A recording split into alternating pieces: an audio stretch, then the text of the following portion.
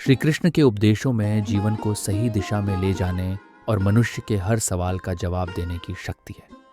गीता के माध्यम से उन्होंने जो संदेश दिया वह केवल एक युद्ध क्षेत्र तक सीमित नहीं था, बल्कि वह हर इंसान के जीवन का हिस्सा बन सकता है। उनका हर वचन हमें यह सिखाता है कि जीवन को कैसे जिया जाए और कठिनाइयों का सामना कैसे किया जाए। श्री कृष्ण ने अर्जुन को न केवल कर्म की शिक्षा दी, बल्कि जीवन की सच्चाई को समझने का मार्ग भी दिखाया। उन्होंने हमें यह सिखाया कि हर इंसान के जीवन में चुनौतियां आती हैं, लेकिन इन चुनौतियों का सामना करने का सही तरीका आत्म संयम, ध्यान और सच्चे ज्ञान में है।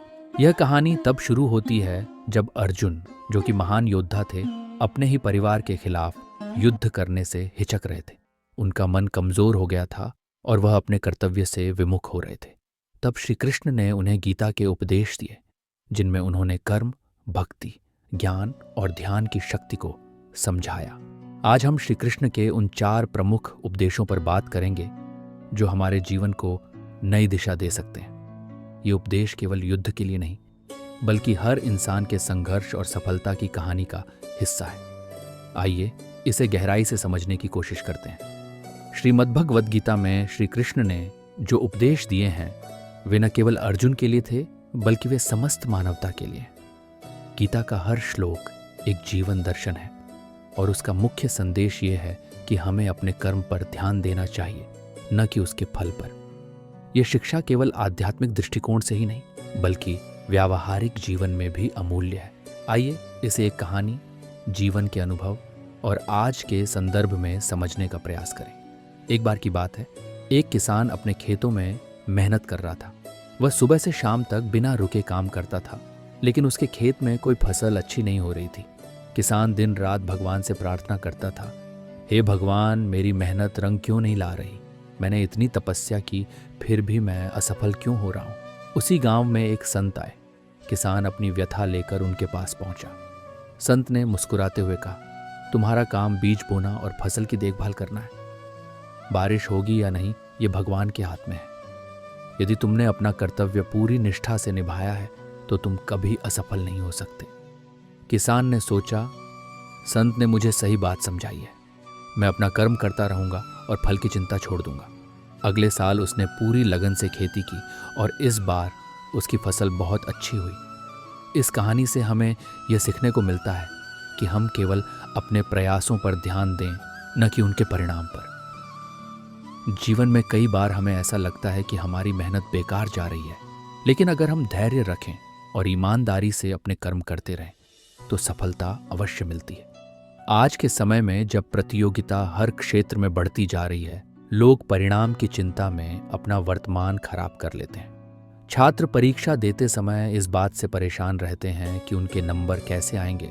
नौकरी पेशा लोग अपने प्रमोशन को लेकर तनाव में रहते हैं, और यहाँ तक कि परिवार के लोग भी रिश्तों के परिणाम को लेकर चिंतित रहते हैं।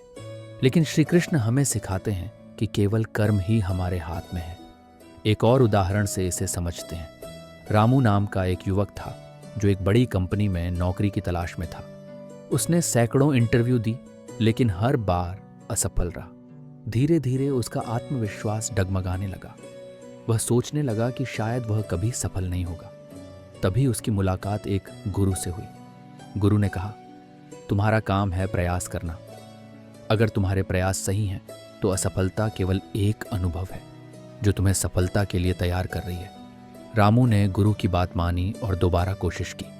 उसने खुद को बेहतर बनाने पर ध्यान दिया और एक दिन उसे उसकी मनचाही नौकरी मिल गई।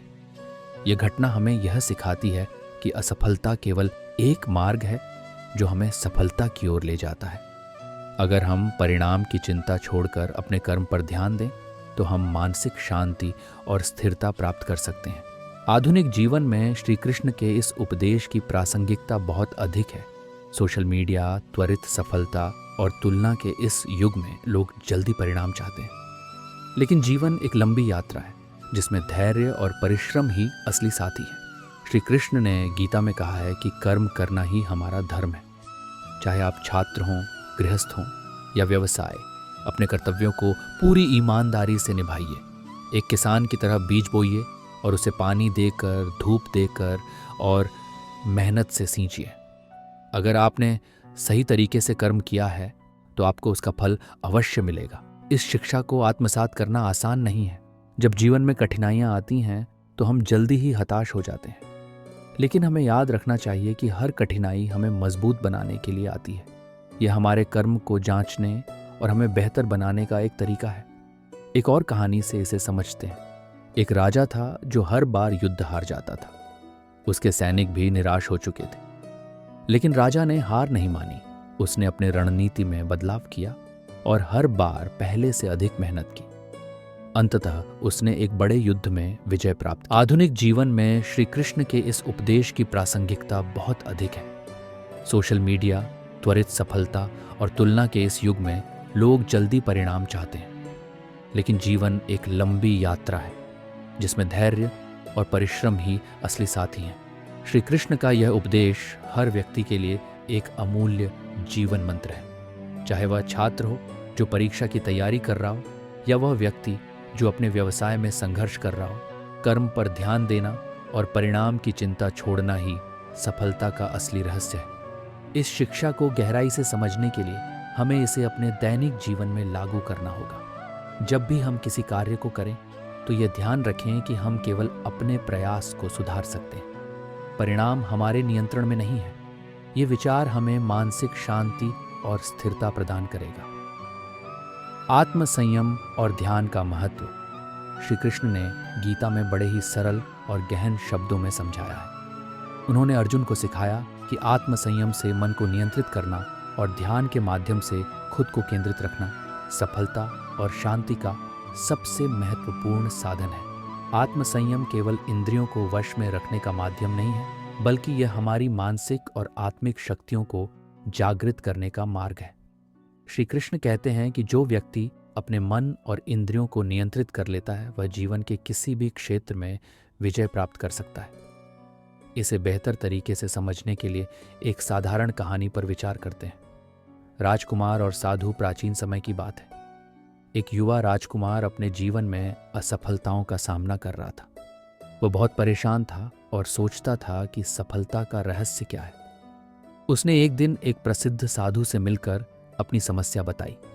साधु ने कहा, सफलता का रहस्य जानने के लिए तुम्हें मेरी एक परीक्षा देनी होगी। साधु ने राजकुमार को एक जलता हुआ दीपक दिया और कहा, इस दीपक को लेकर तुम मेरे आश्रम का चक्कर लगाओ, लेकिन ध्यान रखना कि दीपक बुझने न पाए। राजकुमार दीपक लेकर चलने लगा। उसने पूरी यात्रा के दौरान अपने ध्यान को केवल दीपक पर केंद्रित रखा ताकि वह बुझने न पाए। जब वह वापस लौटा, साधु ने उससे पूछा, तुमने रास्ते में क्या देखा? राजकुमार ने उत्तर दिया, मैंने कुछ नहीं देखा क्योंकि मेरा ध्यान केवल दीपक पर था। साधु मुस्कुराए और बोले, यही सफलता का रहस्य है। जैसे तुमने दीपक पर ध्यान केंद्रित रखा, वैसे ही अपने लक्ष्य पर ध्यान केंद्रित करो।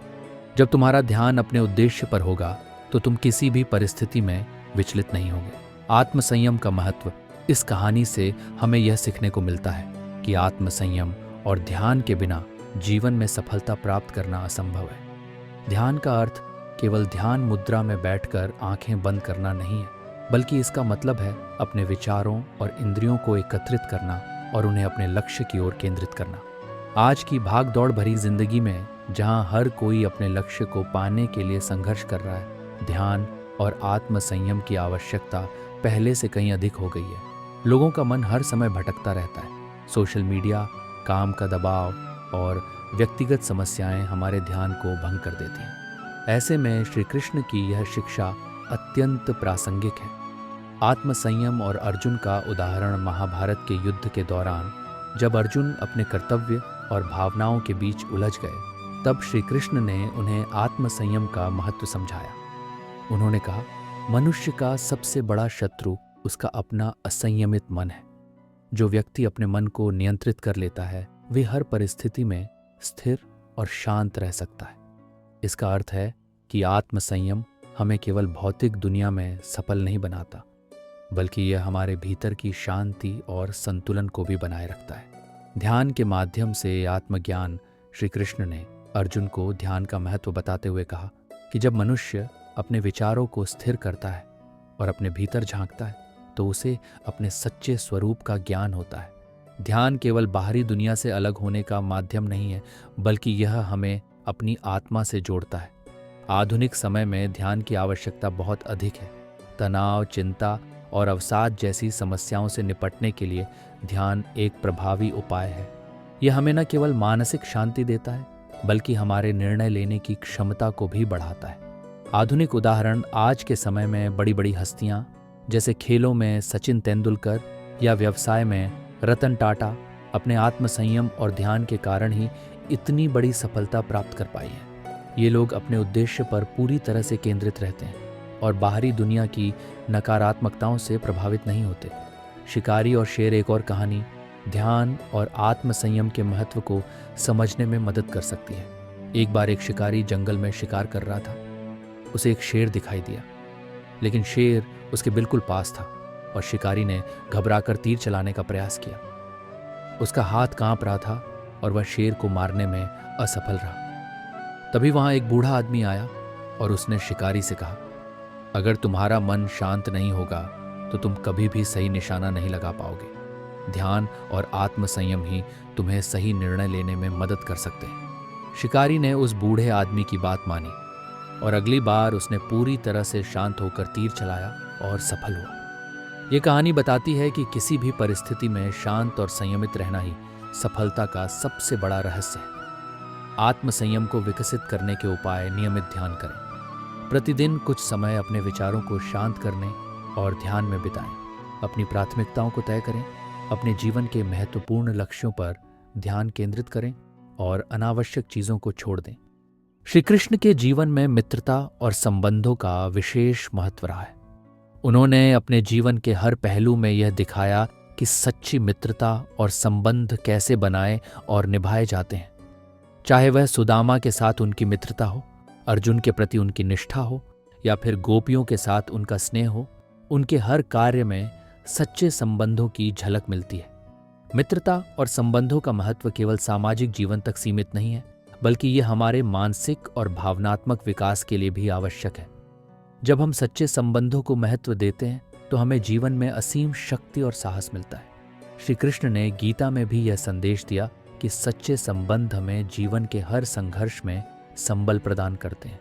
सुदामा और श्री कृष्ण और सुदामा की मित्रता का प्रसंग हमें सिखाता है कि सच्ची मित्रता में बाहरी चीजों का कोई महत्व नहीं होता।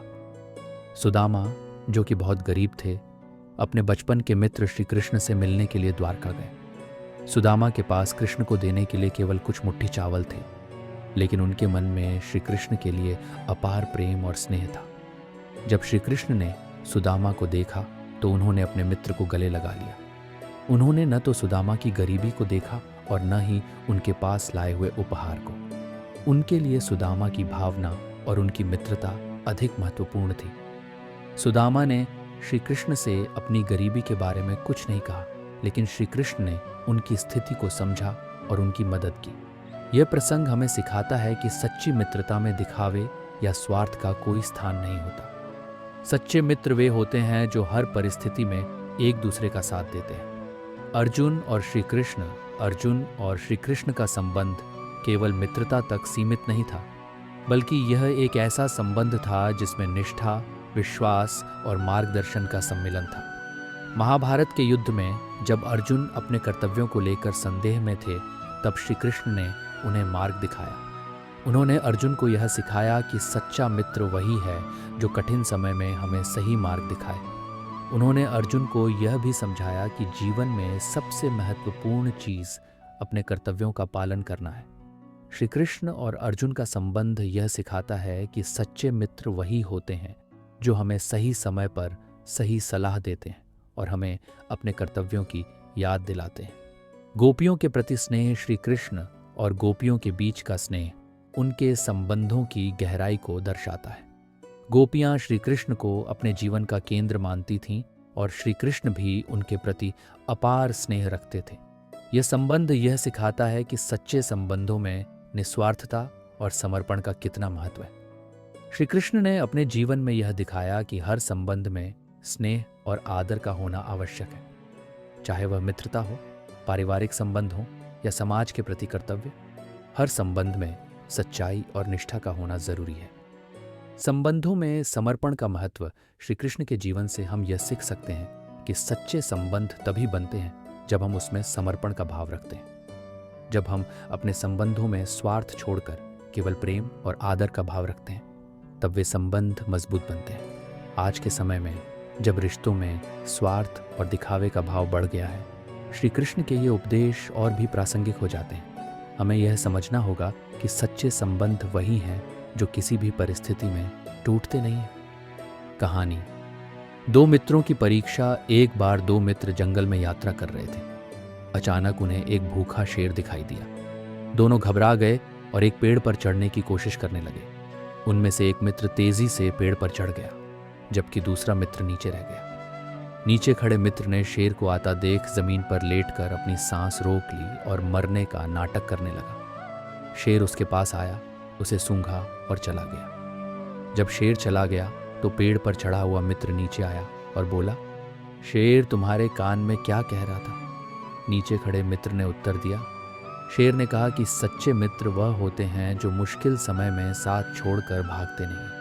ये कहानी हमें सिखाती है कि सच्चे संबंधों की पहचान कठिन समय में होती है। जब हमारे मित्र या रिश्तेदार हमारे साथ होते हैं, तभी वे सच्चे कहलाते हैं। संबंधों को बेहतर बनाने के उपाय, संबंधों को सहेजने और मजबूत बनाने के लिए हमें इन बातों का ध्यान रखना चाहिए। दूसरों के प्रति निस्वार्थ भाव रखें। हर परिस्थिति में अपने मित्रों और रिश्तेदारों का साथ दें। छोटे छोटे मतभेदों को बड़ा न बनने दें। हर संबंध में विश्वास और आदर बनाए रखें।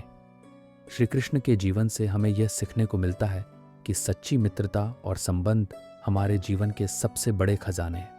जब हम अपने जीवन में सच्चे संबंधों को महत्व देते हैं, तो हम हर कठिनाई का सामना आसानी से कर सकते हैं। इन उपदेशों से हमें यह समझ आता है कि श्री कृष्ण का हर वचन हमारे जीवन को दिशा देने और कठिनाइयों से लड़ने की शक्ति प्रदान करता है। चाहे वह कर्म का महत्व हो, ध्यान और आत्मसंयम की शिक्षा हो, सच्चे संबंधों की अहमियत हो या फिर अहंकार का त्याग, श्री कृष्ण के उपदेश हर परिस्थिति में हमारा मार्गदर्शन करते हैं। जीवन में सफलता और शांति पाने के लिए हमें इन शिक्षाओं को न केवल समझना चाहिए, बल्कि अपने दैनिक जीवन में अपनाना भी चाहिए। जो लोग श्री कृष्ण के इन उपदेशों को अपने जीवन में उतारते हैं, वे हर संघर्ष को पार कर एक बेहतर और संतुलित जीवन जीते हैं। इसी तरह के और प्रेरणादायक विचारों और कहानियों के लिए हमारे चैनल शॉर्ट फ्लिक्स से जुड़े रहें। हम आपके जीवन को प्रेरणा और सकारात्मकता से भरने के लिए यहाँ हैं। धन्यवाद।